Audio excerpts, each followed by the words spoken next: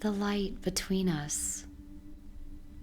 There is a light we carry that refuses to go out, not because life made it easy, but because something older than our names remembered how to breathe.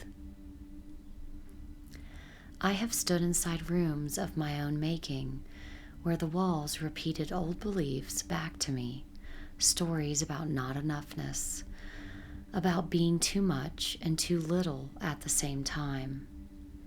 I have known the quiet that makes you disappear, and the kind that teaches you to return. Tonight, beside a small and faithful fire, I want to tell you a different kind of love story. Not between two people, between two selves. The self that survived and the self that waited. There was a time I thought one of them had to win. The surviving self, with her vigilance, her readiness, her armor. Or the waiting self, with her softness, her wonder, her inconvenient truth. I tried to choose. I tried to exile the parts of me that were too much and silence the parts that were too tender. But the soul has a way of refusing to be divided. It will burn quietly under the floorboards until you finally feel the heat. I didn't leave my life. I left my old way of being in it. There's a difference. No one outside of me told me to change. If I stayed, it was because my spirit said, try again, this time in the light.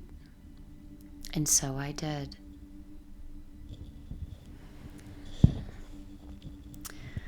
A bridge is not a miracle. It is a plank and then another. An inner reunion works the same way. It doesn't arrive in one revelation. It arrives through small acts of inner kindness where there used to be attack.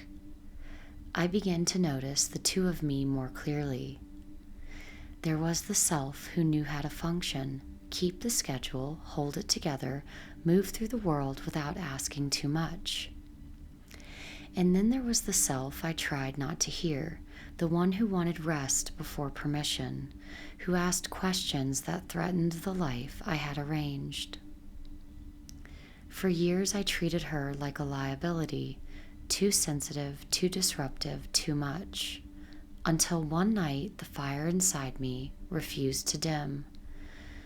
I sat down with her, this inconvenient, luminous version of myself, and I listened. I am the part of you that never forgot, she said. Not the pain, the truth. I am the part that knows what you actually need, the one who can't perform your life anymore, if it means abandoning your soul. The surviving self crossed her arms. She was tired. She had been holding everything up for so long. Where were you, she asked, when everything was falling apart? I was here, the luminous one answered, but you were busy saving us. The bridge between them wasn't forgiveness, it was understanding. The house we live in on the inside shapes everything we experience on the outside. For a long time, my inner rooms were crowded with other people's expectations, what a good woman is, what a strong person should endure, what love is supposed to look like.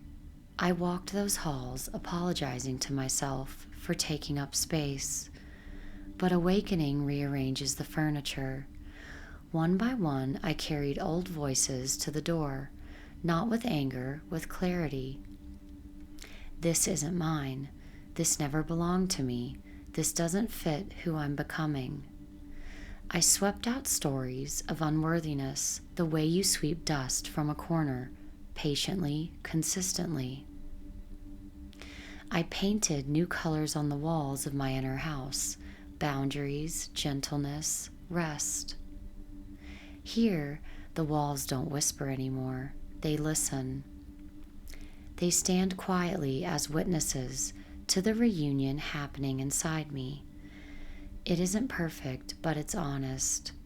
And honesty is the cleanest air the soul can breathe. We kept the tenderness, we burned the roles. We kept the part of me that still believes in wonder. We kept the part that knows how to survive. We burned the story that said one must dominate the other. We burned the myth that healing means never breaking again. We burned the performance of I'm fine. To the part of me that tolerated what hurt, thank you for surviving.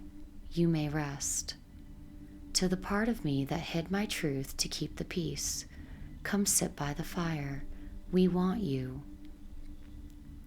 The light between myselves wasn't dramatic. It was steady, asking only, will you keep me lit? Love and blindness says, don't look, don't change. Love and consciousness says, let me meet you where the truth is.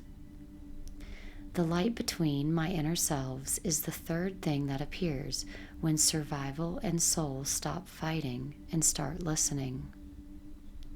Here, sensitivity is not weakness, strength is not silence. Both are sacred. I still stumble, I still forget, but now, instead of abandoning myself, I return. Most days are ordinary. That is where the sacred lives. This is self-romance, not indulgence, but devotion. Letter to the self that stayed. Dear one, you stayed when it would have been easier to leave. You stayed in the body. You stayed in the truth. I will not abandon you again as a way of life. If the light dims, we will not pretend. We will sit beside the dark and ask what it needs. We met once as children of our wounds. Let us meet again as keepers of our wonder. Diana. The waning moon teaches that release is not an ending. It is a clearing. Tonight, we release the story that love must be blind to be loyal. We keep the story that love can be holy when it is honest. If your soul is asking for light, may you find it within. The next threshold approaches, from expect nothing to expect everything. Not from another, from your own becoming. I'm Diana. Thank you for sitting by the fire with me.